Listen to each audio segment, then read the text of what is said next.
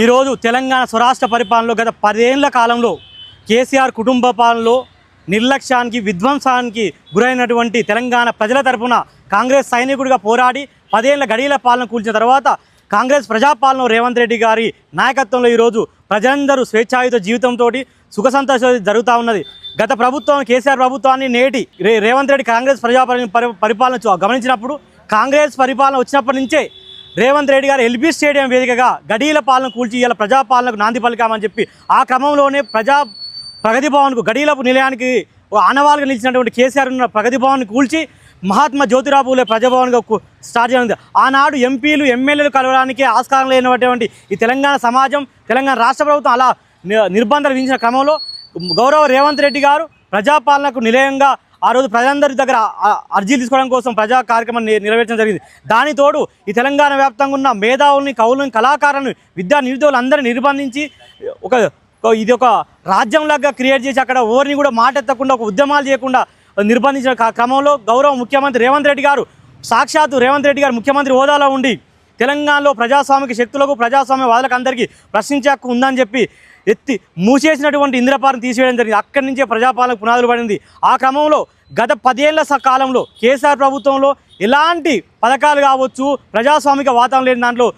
మొట్టమొదటిగా ఆత్మగౌరవంతో స్వేచ్ఛాయుత వాతావరణం తెలంగాణలో రేవంత్ రెడ్డి సర్కారు నెలకొల్పడం జరిగింది. ఆ పరంపరలో గత ఏ తెలంగాణ కోసం అయితే తమ కన్నీళ్లను కష్టాలను దిగమింగుకొని నిలబడ్డ మేధావులు కావచ్చు కవులు కళాకారులు కావచ్చు ఎంతోమంది అమరవీరులకు గుర్తు చేసుకుంటూ మొదటి రాగానే సెక్రటరియట్ వేగంగా ఎంతోమంది అరగోపాలాడు కోవన్ రామ్ లాంటి మేధావులను కూర్చోబెట్టి నేడు ఆయన ప్రణాళిక రూపకల్పన భాగస్వామ్యం కల్పించడం జరిగింది. ఈ తెలంగాణ నేల మీద తెలంగాణ రావడంలో ముఖ్య పాత్ర వహించినటువంటి యూనివర్సిటీలను విద్యా వ్యవస్థను పూర్తిగా విధ్వంసం చేసిన కేసీఆర్ పరిపాలనకు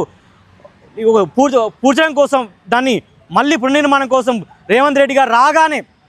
తెలంగాణలో ఉన్నటువంటి అన్ని యూనివర్సిటీలకు వీసీ నియామకం చేయడం అన్నిటికంటే ముఖ్యంగా ఈ తెలంగాణ రాష్ట్రంలో అత్యధిక జనాభా ఉండే ఎస్సీలలో నుండి ప్రతిష్టాత్మక ఉస్మానియా యూనివర్సిటీకి దళితుడు ఒక మాదిగ సామాజిక వర్గానికి చెందినటువంటి విద్యావేత్తని వీసీగా నియమించడం జరిగింది. ఈ క్రమంలోనే మరెన్నో కుట్రలు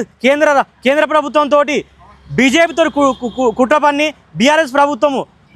పార్టీ కూడా ఆ రోజు కాంగ్రెస్ పార్టీ ఎదగకుండా చేయడంతో పాటుగా పార్టీ కూడా గెలవకుండా చేసిన క్రమంలో అన్నింటిని ఎదురుస్తూ కూడా బీజేపీ యొక్క విధానాలను వ్యతిరేకిస్తూ దేశవ్యాప్తంగా పార్లమెంట్ ఎన్నికల్లో బీజేపీ రాజ్యాంగాన్ని మారబోతుంది రిజర్వేషన్ తీయబోతుందని చెప్పి రేవంత్ రెడ్డి గారు దేశవ్యాప్తంగా ఉన్న ప్రజలందరినీ సైద్ధాంతికంగా వేలుకొల్పి అలా దేశవ్యాప్తంగా ఒక బలమైన నాయకుడు ఎదగడం జరిగి చూసాం. మనం తెలంగాణ నిర్మించారు. ఎందుకంటే ఈ పరిస్థితి చూస్తున్నామంటే తెలంగాణ అనేది గొప్ప రాష్ట్రం ఈ దేశంలో. అలాంటి క్రమంలో తెలంగాణ ప్రాంతానికి ఒక కుటుంబాన్ని కుదించేసి ఇలా బిడ్డ లిక్కర్ స్కామ్లో కొడుకు ఒక ఫార్మారేస్ స్కామ్లో కావచ్చు కాళేశ్వరం స్కామ్ ఇవన్నీ చేసి తెలంగాణ ప్రగతిని పేరును ధ్వంసం చేసినటువంటి కేసీఆర్ కుటుంబం నుండి కాపాడడం కోసం పునర్నిర్మాణించడం కోసం ఈరోజు రేవంత్ రెడ్డి గారు అహర్నిశలు కష్టపడుతూ ఏనాడు కూడా ప్రపంచ వేదికల్లో దావోస్ లాంటి ప్రపంచ ఆర్థిక వేదికల్లో పాల్గొనడానికి ఇంతవరకు తెలంగాణ నుంచి ముఖ్యమంత్రి ఒక్కరోజు పార్టిసిపేషన్ చేసింది లేదు. దాంట్లో ఈరోజు ముఖ్యమంత్రి రేవంత్ రెడ్డి గారు ఐటీ శాఖ మంత్రిని వెంట పెట్టుకొని పోయి సుమారుగా 75,000 కోట్ల రూపాయలు నిధులు తీసుకోవడం జరిగింది. దాంతో మరీ ముఖ్యంగా 60 ఏళ్ల పోరాటంలో ముందుండి పోరాడినటువంటి విద్యార్థి నిరుద్యోగుల పక్షం నిలబడడం కోసం రేవంత్ రెడ్డి గారు రాగానే టీఎస్పీఎస్సీ ప్రక్షాళన చేసి ఏడాది కాలంలో డిఎస్సి కావచ్చు పెండింగ్లో ఉన్న గ్రూప్ 1 గ్రూప్ 2 కావచ్చు దాదాపుగా 55,000 ఉద్యోగాల నోటిఫికేషన్ కూడా నియమించడం జరిగింది. ఈ క్రమంలో ఒకప్పుడు నిరుద్యోగం అంటే విద్యార్థులు అంటే నిరాశ నిస్పృహలు ఉన్న వాళ్ళకి ఇలా రేవంత్ రెడ్డి తను ఒక అన్నగా ఒక కుటుంబ సభ్యుడిగా భరోసానిచ్చి ఈరోజు అందరికీ చేస్తూ ఉన్నాడు. దాంతోపాటుగా హామీ ఇచ్చిన మేరకు